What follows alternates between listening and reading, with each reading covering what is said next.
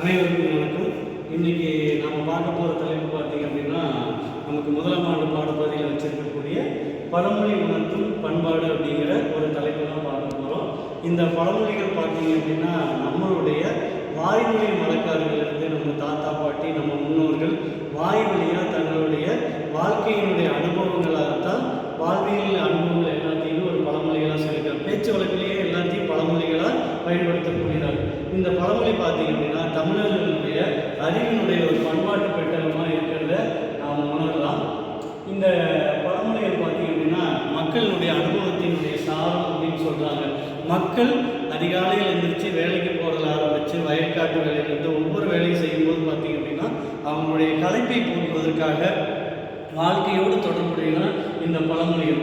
இந்த பழமொழிகள் பார்த்தீங்க அப்படின்னா ரொம்ப முக்கியமானது. இதுக்கு சிறப்பு என்னன்னு பார்த்தீங்கன்னா சுருங்க சொல்லி விளங்க வைத்தல். அப்போ சுருக்கமாக இருக்கும், ஆனால் உள்ள ஆழ்ந்த கருத்துக்கள் இருக்கும். அதுக்கு ஒரு உதாரணம் சொல்லணும் அப்படின்னு பார்த்தீங்க அப்படின்னா, வேலியில் போகிற ஓனான் எடுத்து வேட்டிக்குள்ளே விட்டுட்டு குத்துதே குடையுதே அப்படின்னு சொல்லுவாங்க.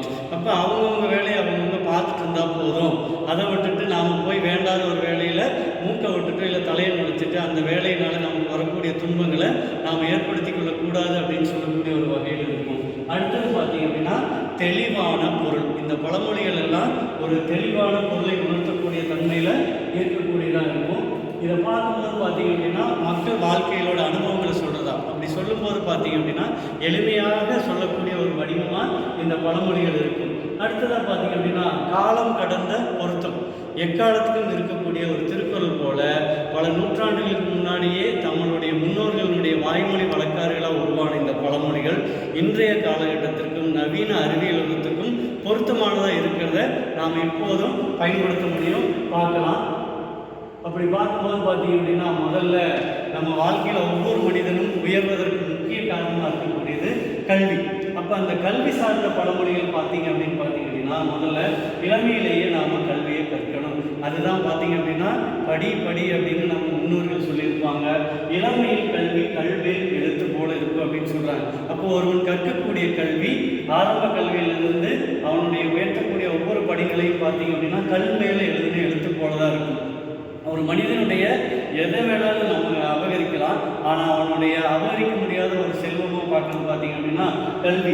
அப்போ அந்த கல்வி பார்த்தீங்க அப்படின்னா ஏன் எதுக்காக இளமையில் கல்வி கல்வியில் எழுத்து அப்படின்னு சொல்கிறாங்க அப்படின்னா சின்ன வயதில் நாம் கற்கக்கூடிய ஒவ்வொரு விஷயமும் நம்ம மனசில் ஆழமாக பதியும். அந்த கல்வியை முறையான வகையில் கற்றுக்கிட்டோம் அப்படின்னா அது கல்லில் எழுதின எழுத்து போல இருக்க கல்வெட்டு அப்படின்னு சொல்லுவாங்க. அப்போ அது கல்லில் எழுதும்போது பாறையிலையோ எழுதியிருக்கக்கூடியது காலாகாலத்துக்கும் அழியாமல் இருக்கக்கூடியது. அப்போ சிறு வயதில் நாம் கல்வியை கற்கக்கூடிய நிலைமை பார்த்தீங்க அப்படின்னா அன்றாடம் நம்ம வாழ்க்கையிலோடு தொடர்புடையது. ஒரு குழந்தை எழுது பிறக்குது, அது பேச ஆரம்பிக்குது, தவழுது, ஓடுது, விளையாட ஆரம்பிக்குது. அதுக்கு அடுத்ததாக ஒரு பெற்றோர்கள் கொடுக்கக்கூடிய ஒரு விஷயமா இருக்குது பார்த்தீங்க அப்படின்னா அந்த கல்வி தான். அந்த கல்வியில் இளமையில் முறையாக கற்றுக்கணும் அப்படிங்கிறாங்க. அப்படி கற்றுக்காத சூழலில் வாழ்க்கையில் தடம்புரண்டு போகிறதுக்கான நிறைய சூழல் உருவாகுது. அடுத்தது பார்த்தீங்க அப்படின்னா சரியான வளர்ப்பு. இந்த கல்வி முறையில் சரியான வளர்ப்பை நம்ம சிறு வயதிலிருந்தே நம்ம முன்னோர்கள் வளர்த்து வந்துட்டு இருக்கிறாங்க. 50 விளையாடுது 50 விளையுமா. இப்போ 5 வயதில் நாம் ஒருவருக்கு போதிக்கக்கூடிய கல்வியானது அந்த கல்வி சரியாக போச்சு அப்படின்னா 50ல் எத்தனை வயதானாலும் அது மாறாது. அதை தான் இப்படி மாற்றி சொல்கிறாங்க, 5 விளையாடுது 50 விளையுமா. அப்போ சிறு வயதில் கற்றுக்கொள்ளக்கூடிய கல்வியாகட்டும் செய்யக்கூடிய செயல்களாகட்டும் முறையாக இருந்துச்சு அப்படின்னா எத்தனை வயதானாலும் அது மாறாது. அப்போ அந்த வளர்ப்பில் ஒரு கண்டிப்பு இருக்கணும். குழந்தைய நாம் செல்லம் கொடுத்து வளர்க்கக்கூடாதுங்கிற ஒரு விஷயத்த இந்த பழமொழி உணர்த்துது. இப்போ பிறக்கக்கூடிய குழந்தைக்கு பார்த்தீங்கன்னா ஒரு குழந்தை இல்லை 2 குழந்தை இருக்குது. இந்த குழந்தைகளுக்கு வேண்டியதெல்லாம் வாங்கி கொடுத்துட்டு விரும்பியதையெல்லாம் வாங்கி கொடுத்து அந்த குழந்தையினுடைய தோல்வி என்னன்னு தெரியாது, கேட்டதெல்லாம் கிடைக்கக்கூடியது. ஒரு விஷயம் கிடைக்கல அப்படின்னா அந்த குழந்தை மனமுடிஞ்சு போயிடுது. அப்போ கண்டிப்போடு கூடிய ஒரு சீரான வளர்ப்பு வேணும் அப்படிங்கிறதுக்காக தான் 5 விளையாதது 50 விளையுமா. இது எல்லா காலகட்டத்துக்குமே நமக்கு பொருந்தும்.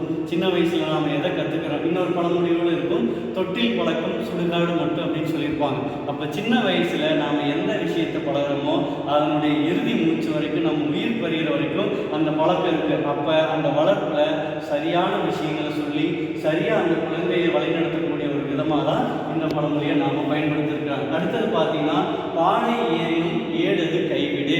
நம்ம உயிர் போகக்கூடிய சூழல் ஏற்பட்டாலும் நம்ம படிக்கக்கூடிய ஏன் அப்படின்னா கற்க கசடர கற்பவை கற்றபின் நிற்க எதற்கு தகன்னு வள்ளுவர் சொல்லியிருக்கிறார். இந்த பழமொழி அதற்கு நம்ம விஷயத்தை கற்றுக்கிறோம் சின்ன வயசுல. அந்த விஷயத்தினுடைய வளர்ப்பு நாம் வளர்ந்து வளர்ந்து அடுத்த கட்ட சூழல் போகும்போது பார்த்தீங்க அப்படின்னா இறக்கக்கூடிய தருவாயில் கூட நாம் கல்வியை கற்கணும், கல்விக்கு வயது தடையில்லை அப்படிங்கிற ஒரு விஷயத்த இந்த பழமொழி நமக்கு அழகாக உணர்த்துது. அடுத்ததை நம்ம அடுத்த வகுப்பில் நாம் சந்திப்போம். நன்றி.